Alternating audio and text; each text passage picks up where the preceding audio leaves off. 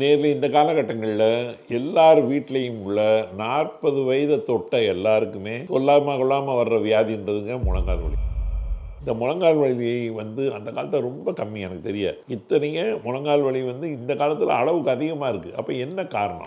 காரணம் என்ன அப்படின்னா, இப்ப நம்ம ஒரு கதவு இருக்குங்க. அந்த கதவ வேகமா ஆட்டுனீங்கன்னா கழண்டு கையோட வந்துரும். நீங்க ஆட்டவே இல்லைன்னு வச்சுக்கங்க, இறுகி போயிடும். அதுதான் இந்த முழங்கால் வலி. முன்னாடி காலகட்டங்கள்ல எங்க வீடுகள்ல கார் இருந்தால் கூட யாருமே யூஸ் பண்ண மாட்டாங்க. இப்ப நான் ஸ்கூலுக்கு போகணும், கார் குடுங்கன்னு கேட்டா குடுக்க மாட்டாங்க. ஏன்டா கார் இல்லையா? அப்படின்னு கேட்பாங்க. ஏன்னா நடதான் எங்க போனாலும் நாங்க. எப்பயாவது வீட்டோட சேர்ந்து கல்யாண வீட்டுக்கு போறோம், இல்ல பக்கத்துல ஊருக்கு போறோம்னா மட்டும்தான் கார் எடுப்பாங்க. இல்லைன்னா எங்க ஃபாதர் கூட நடந்து தான் போவார் அவரு. ஏன்னா இந்த நடைன்றது அந்த காலத்துல ஒரு பெரிய சமாச்சாரம் கிடையாது. ஏன்னா நம்முடைய வாழ்க்கை வழிமுறை ஒரு ஊருக்குள்ள மட்டும் இருந்தது. சென்னை மாதிரி இடத்துல நான் நடந்து போனேன் எப்படி சொல்றது? டி நகர்ல வீடு இருக்கும், அவங்க இதுல போய் துறப்பாக்கத்துல அவங்க ஆபீஸ் இருக்கும், எப்படி நடந்து போறது நீங்க? அப்ப நம்மளுடைய வாழ்க்கை வழிமுறை மாறும் போதுங்க கொஞ்சம் கொஞ்சமா அந்த யூட்டிலிட்டி கம்மியாகுது. அப்ப நட கிடையாது. இப்ப எல்லாத்துக்குமே பாருங்க ஃபைனர் டச் வரைக்கும் வந்துருச்சு. அப்ப நம்மளுடைய பிசிக்கல் ஆக்டிவிட்டிஸ் ரொம்ப கம்மியாகுது. இப்ப லேடிஸ்க்கு அந்த காலத்துல வீடு வாசல் பெருக்குனது, மாவு அரைச்சது, மசாலா அரைச்சது, நெல்லு குத்துனது, எவ்வளோ காரியங்கள் இருந்தது. அவங்க எல்லாமே அது பண்ணாங்க. நோய் கம்மியா. இப்ப அப்படி இல்லைங்க. இப்ப அந்த காலகட்டங்கள் கொஞ்சம் கொஞ்சமா மாறிடுச்சு. இப்ப இதுல என்ன ஆகும்னா முதல்ல கொஞ்சம் வெயிட் போடும். வெயிட் போட்டுச்சுன்னா ஆட்டோமேட்டிக்கா உங்களுக்கு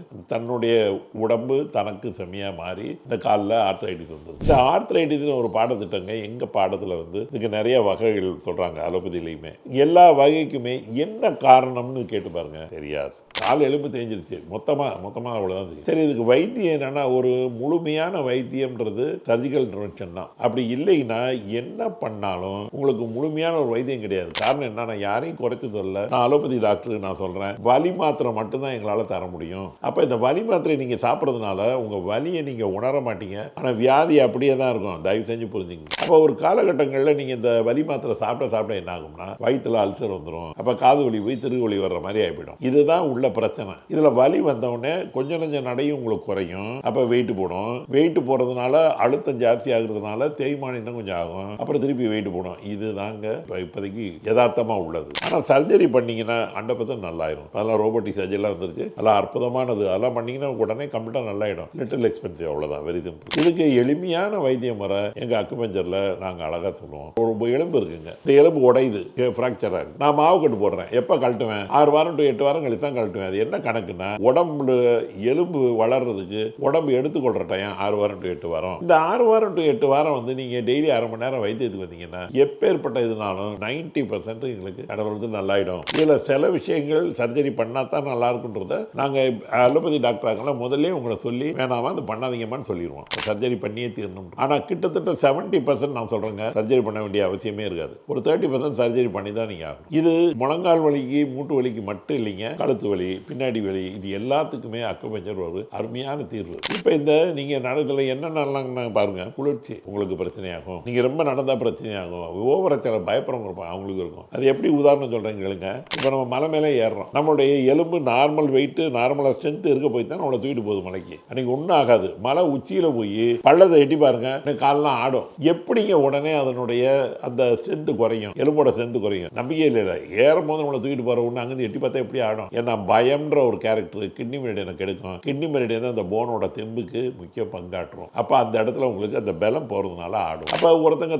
வாழ்நாள் முழுக்க ஒரு பயத்தோடய வாழ்ந்துட்டு இருக்காங்கன்னு வச்சுங்க. பேசிக்கலி பயம்ன்றது நம்ம நினைக்கிற மாதிரி பேய்க்கு பயப்படுறது இல்லைங்க. வீட்டுக்காரருக்கு டைம்ல செய்யணுன்றது, தன்னை பத்தின நம்பிக்கை இல்லாது, தன்னை பத்தின ஒரு தாழ்வு மனப்பான்மை உள்ளவங்க எல்லாருக்குமே அந்த போன் கெட்டு போகிறதுக்கு வைத்தியம் ஈஸி. மற்றபடி சாப்பாடு நான் சொல்கிறேன், கால்சியம் ரொம்ப கம்மியாக இருக்கிறவங்க எவ்வளோ பேர் இருக்காங்க. சாப்பிட்ட வழிமுறை அதெல்லாம் மாற்றினீங்கன்னா எங்கள் வைத்திய முறை டெய்லி அரை மணி நேரம். அது மாதிரி இந்த 6 வாரம் டு 8 வாரத்தை 15 நாளாக 3 இதுலேருந்து 4 தடவை வச்சுக்கோங்க. ஒரு நாளைக்கு அரை மணி நேரம் அப்படின்னு 15 நாள். சண்டே வரணும் அவசியம் இல்லை. இடையில ஒரு 3 நாள் நீங்கள் பிரேக் எடுத்துக்கலாம். அந்த மாதிரி நீங்கள் போட்டிங்கன்னா மருந்து மாத்திரை இல்லாமல் உங்களுடைய இது 60 நாளில் முற்றுமுடிய இந்த ஆர்த்ரைட்டிஸ் வியாதியிலிருந்து குணம் தெரியும். நீங்கள் ஒரு தடவை ஆனால் திரும்ப வராது. யாரெல்லாம் குண்டா இருக்காங்களோ அவங்களுக்கு நாங்கள் சொல்லி இந்த குண்டை குறைக்கிறதுக்கு, ஒபசிட்டியை குறைக்கிறதுக்கு என்ன வைத்தியம்ன்றது நாங்கள் சொல்லிடுவோம். அதையும் நீங்கள் பண்ணிட்டீங்கன்னா வியாதி இல்லை. ஏன்னா ஒன்று அதுலேயே எலும்புல வர்ற வியாதி ஒன்று, அதை எலும்புக்கு வேண்டாம் மட்டும் போதும். இன்னொன்று காஸ் அண்ட் எஃபெக்ட். உடம்பு குண்டா இருக்கிறதுனால சில பாதிப்புகள் இருக்கும். அவங்களுக்கு மட்டும் ஆர்த்ரைட்டிஸை நல்லாக்கிட்டு ஒபிசிட்டி வாங்க பண்ணிக்கங்கன்னு சொல்லுவோம். ஏன்னா காஸ் அண்ட் எஃபெக்ட் ஒபிசிட்டினால அந்த தேய்மானம் இருக்கலாம். அதனால அதை முற்றுமுடிய அக்குபஞ்சர் வைத்திய முறையில் மருந்து மாத்திரை எதுவுமே இல்லாமல் ஒரு நாளைக்கு அரை மணி நேரம் வைத்தியம் பண்ணிங்கன்னா எப்பேற்பட்ட முழங்கால் வலி மூட்டு வலியும் கம்ப்ளீட்டாக எடுத்துடலாம். அதில் எத்தனையோ வகைகள் இருக்குது. எத்தனை வகைகள் இருந்தாலும் எங்களால் ஈஸியாக அதை பண்ண முடியும்.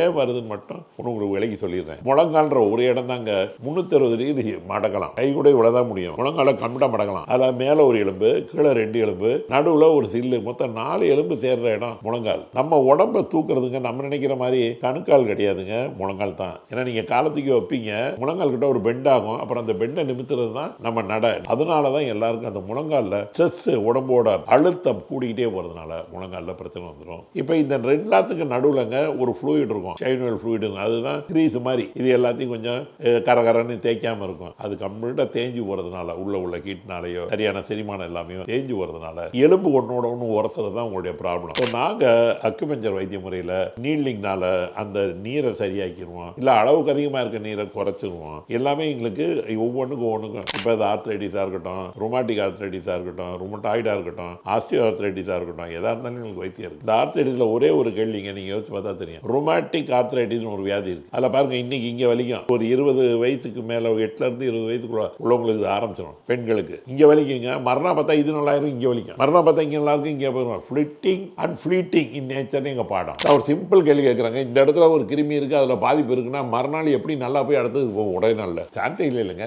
சரி, இங்கே இருக்குது, எப்படி கீழே வருது அப்படின்னா எங்க பாடம்? இதை ஈவில் விண்டுன்னு சொல்கிறாங்க. எங்கள் அலோபதியில் எனக்கு தெரியும், நான் இன்னைக்கு காமெடியாக நினைப்போம்னா, நாங்கள் காமன் கோல்டை ஒத்துக்கிறோம். எல்லாருக்கும் உங்களுக்கு தெரியும், காமன் கோல்டு வைத்தியத்துக்கு போகிறோம். ஹீட்டு விண்டுன்னு சொன்னால் ஒத்துக்க மாட்டோம். எங்கள் அலோபதியில் அது சொல்லி தரல, நாங்கள் இல்லைன்னுவோம். ஆனால் விண்டில் ஈவில் விண்டுன்னு ஒன்று இருக்குங்க. அது உங்களுக்கு தெரியும், காற்று எப்பயுமே சுற்றிக்கிட்டு இருக்கோம். அந்த இது போகிறதுனால தான் ருமேட்டிக் வியாதி வருது. இங்கே வரும், இங்கே வரும், இங்கே வரும், மாற்றி மாற்றி. அதனால் இந்த வைத்திய முறை எல்லாத்தையும் ரொம்ப தெளிவாக சொல்கிறதுனால எந்த சைடு எஃபெக்ட்ஸ் இல்லாமல் ஈஸியாக வைத்தியம் பண்ணிட்டு போங்க. சர்ஜரி தான் பண்ணணும் அப்படின்ற நேச்சர் இருந்தால் நாங்கள் முத நாளே சொல்லிடுவோம். அது மாதிரி கேஸ் நாங்கள் எடுக்கவே மாட்டோம். எல்லாருமே நேரில் இந்த நல்ல வாய்ப்பை பயன்படுத்துகிறோம். நன்றி, வணக்கம்.